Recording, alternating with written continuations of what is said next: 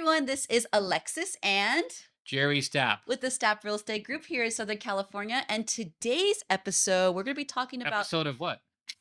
episode of Broker Top Broker Tips. Top Tips. We're going to be talking about How to make your escrow more efficient, right? yes, How to make it smoother. So we've been seeing some things over the last couple of months in our escrows and some of the things, some of the agents that we coach. So we're going to give you some tidbits of things that you could do to make your escrow possibly a little smoother. Dan. Let's just be honest. There's some escrows that we have where the agent on the other side is I didn't say that. very difficult to get a hold of, to get things from, to get items from, to get documents from. And there's certain situations where I had to maybe talk to a coach or talk to my father or get some advice on how to proceed forward with this situation. What do I do next? Like I'm trying to serve my client, whether you're on the listing side, you're representing the seller, or you're representing the buyer. We want to talk about some very specific scenarios that could be actually quite common, and how to overcome them and how to really represent your client the best that you can. So let's talk about first if you're on the buyer side of the transaction. If you're helping a buyer in the transaction, I'll kind of get some scenarios that are very, very common, and I'll let my dad, broker, go ahead and talk about how does he recommend overcoming them, or how does he recommend taking the next step. So basically, okay, first things first. Me and my client, we purchased a beautiful, we're in escrow. We just opened up, it's day one of escrow. We've opened up escrow on this gorgeous single-story home in Rancho Cucamonga. And the first things first, we need to get the home inspection and the termite inspection out of the way. And we all know that during the first, depending on how long your inspection contingency is, you need to get these inspections done. We get our inspection done, we get our termite inspection done, and before we submit our request for repairs, we need those disclosures. And disclosure, it's been 7 days. Our inspection contingency we negotiated down to 10 days, and now it's the 8th day, and we still don't have disclosures yet. And we've been trickled in partial disclosures. Yeah, maybe one piece here, one piece here, one piece here, one piece here. What would you suggest would be the next good step? We've been calling the listing agent, we've been messaging them. I said, "Oh, my TC is going to get it to you. Don't worry, we're going to get it." No. And you need to get those. You need to get those because you have a time schedule to keep with your escrow, and you need to go on because your buyer needs to get in the house. What do you do? Well, it really starts on day one with communication as a buyer's agent. Like as our offers getting accepted, as escrow's opening up, I've already had communication with the listing agent and that their Set side. that precedence first. I'm That standard I first. really need those disclosures ASAP, right? I'd like to have I'd like to have those disclosures with me if I'm doing a walkthrough. Right. Yeah. What I mean a walkthrough is I mean the inspection. So normally within 2 or 3 days after accepted offer, we're there. So the listing agent probably 50% of the time is not going to send me those disclosures within 48 hours of opening an escrow. They just don't. Even though I think we do, don't we? Yeah, we usually do. Do we? Right. As a listing agent, we get those disclosures ready. So Before we even open up escrow. as we're putting the house on the market, as we're doing all of that, getting our disclosures signed, having a fabulous TC, which we do, sign, getting all those disclosures signed and ready to go. So as soon as we have an accepted offer, those disclosures are set out, right? Yes. So really, really important at the listing side, but also the buyer's agent, putting pressure from day one to get those disclosures as fast as possible, right? And when I mean disclosures, I mean all of them, right? The advid, right? Getting the NHD environmental The order, TDS, all that, yeah. all of that stuff, getting that done. So it makes sure inspections in process closing. But let me ask you a question, Alexis. So in the past year, on the buy side of these escrows, how often do you get those disclosures within the first 3 or 4 days of escrow? I mean, when I mean all of them. So let's just say if it's like 1 out of 10 escrows, maybe one. So Maybe. big tip, right? Yeah. So that's why in the beginning, you got to make sure you make it clear because like one of the recent transactions that we had, we found out that after we didn't get the disclosures for 2 weeks, and Hmm. the agent was so hard to communicate with, and that doesn't always happen, but sometimes it does. And then we found out 2 weeks in escrow that there was a water leak insurance claim in the kitchen, and we said, why wasn't this disclosed before? And now we're 2 weeks in escrow, and we could have talked about this earlier. Thank God we were able to resolve that problem, and everything's good. Because communication, Communication. right? But if it does come down to it, Dad, where let's just say, you still don't have it, and it's coming down to like 2 weeks. Like we were pretty close to sending a notice to perform to the listing side. So that can be. We have not had to do that in a very long time, thank goodness. But definitely setting that precedence of I communication mean, if I'm first in a helps. buyer's agent side and I have a 10-day inspection period and we're on like the seventh or eighth day, right? And I've been putting pressure on since day one, then I mean, some of the emails might be like, it's going to be hard to remove contingencies on the 10th day if we don't have inspection, if we don't have all of our disclosures, right? Yes. Um, but I think one key thing is having a really good TC Yeah. is really going to help you. And thank God we do. Yes, definitely.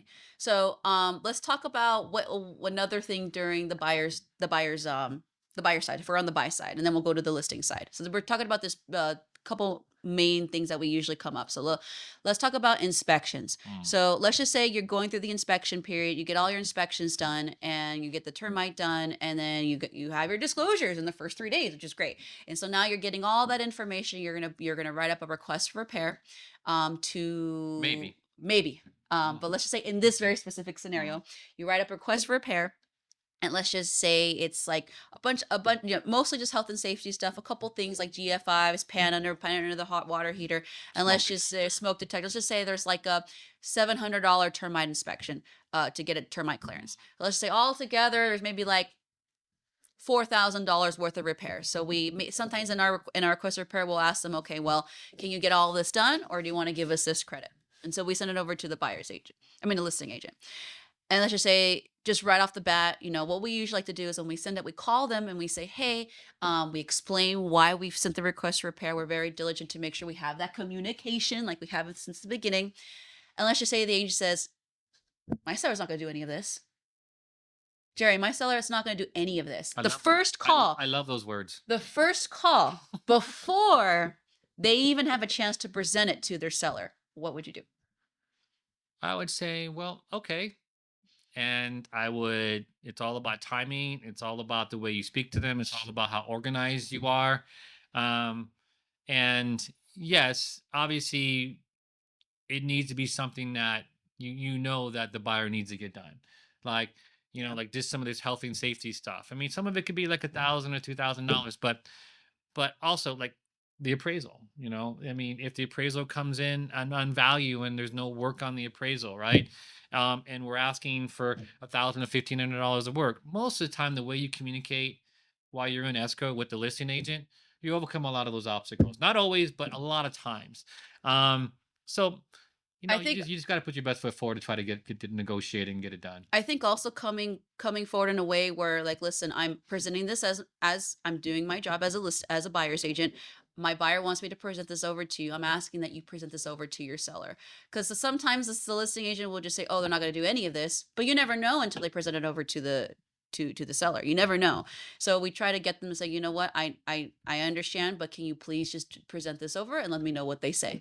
And then once it comes down to it, and they're still very diligent and adamant that they're not going to do anything, we'll kind of go back on the negotiation, see what we're going to do from there. Yeah. Yeah, every deal's different, Yeah. right? But as a buyer's agent, the way you package it up and the way it's timing, because how can I do a request for repair? How do I know what I want to do if I haven't gotten any of the disclosures? Yes. Right. And so the longer the listing agent waits to give me the disclosures, it puts me in a situation to where I'm waiting and I'm waiting on everything over there. I mean, I could have all the inspections done, I could have everything ready to go, but I'm waiting the disclosures. And while Jerry says, why, and I've had listing agents say, why are you waiting for the disclosures to negotiate your inspection stuff?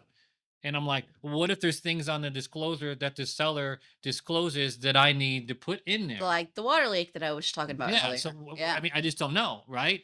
Um, and I just think that puts us in a better position, Yeah. right? For So negotiating. it Yeah. just puts us in a better position. Not always, but a lot. Okay. Yes. And I think the way we communicate to the listing agent, professional, diligent from the moment that we start communicating with them about making an offer. All of that is going to help us get to the right result that everybody can be happy with. Yes, and I'll kind of give you an example, and then we'll go to the listing side. A actual example that happened to me. If you're calm, cool, and collected, and you just focus on communicating, you're gonna be able to get a lot more for your client. So here's an example.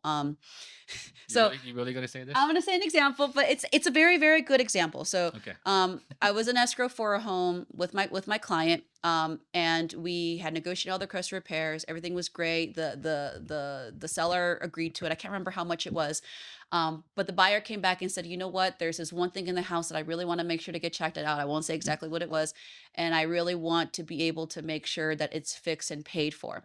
And I had already gone through all of the work of negotiating to make sure the stuff that they were okay with this stuff, and now they wanted this extra thing to be done Right. and paid for by the seller. And I said, "Listen, the listing agent was already, it took me so long to be able to get the seller to be able to, and to convince them to be able to do this amount of work. I will try, but they're not going to be happy about it. But I'm going to do my best because you this is what you want me to do. But I'm just telling you honestly, the feeling that I get because they were so reluctant on doing this work. If I ask them for more, they're not going to want to do it." So I call a listing agent. I tell her, and she goes ballistic. I'm telling, like, yelling and screaming at me over the phone, just so angry. "How could your buyer ask this? Like, I can't believe it." And I said, "Listen, I understand, but I have a job, and my job is to represent my buyer, and this is what they would like. So can you please tell your seller?" So about an hour How later, could you say no to that? so about an hour later, she calls me back. She says, "Alexis, I just want to say I'm so sorry for the way that I acted, and because I was so calm, cool, and collected." And Mhm. she says, "After I talked with the seller, they're willing to do what you asked." So Yeah. all because I was calm, cool, and collected. So there's one tangible example. But So there's an old saying, it doesn't hurt to ask, but let's say it doesn't hurt to ask if you ask the right the way, right way. the right way. Remember, your job is to keep calm, cool, collected in there. Be matter of fact. Professional. Be diligent on your contracts. Be diligent in things in writing, and just be diligent in the way you communicate. Yes. Right? All right, so let's talk about the listing site. So if you're representing the seller, what are some of the most common things that you might encounter when you have a buyer's agent on the other side? So I'm just going to leave it really short and simple, which is probably the biggest thing that you do encounter is when the buyer is not performing. So let's just say specifically, buyer is not removing a specific contingency, inspection contingency, appraisal, loan contingency. Usually it's the inspection contingency that we see most often that gets dragged out. They wait to the last minute to submit your request for repairs. It's like the 14th day. That's the last day for your inspection contingency, and they won't remove it or whatever it is. We've already negotiated. We're good. What would you recommend? Well, I would say 70% of buyers and buyer's agents not performing to the contract. And I don't want to say not to the contract because 70% of the time is because the listing agent is not doing their part, Or they right? get things too late to them. Yeah. Yeah. So like for example, like if you have 17-day inspection period and you give them the last bit of disclosures on the 15th, 16th day, they have a certain amount of time per the contract to review those disclosures. Or if you give them 99% of the disclosures and you're missing one, right? Yeah. Then great. But also I think as a listing agent, my diligence starts from day one of the escrow. In other words, I'm speaking to the buyer's agent. I've spoke to the lender. I already know where they're at with the loan. I already know that the lender's a very diligent lender. All of this information is the information that you need to communicate to your seller before even accepting the offer, right?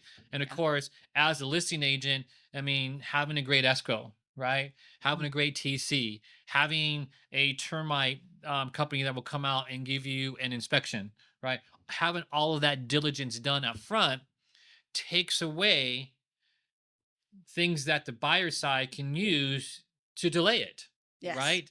Um, and having a very good lender as a buyer's agent is and a buyer is very crucial also to a transaction. So all of that, just be very, very diligent. Have all of your stuff done up front. So when you get an offer, you can have that conversation with the buyer's agent, with the lender, letting them know what your expectation is, right? And we can get into the loan, what the difference between a loan approval and the mortgage person comfortable with closing a loan.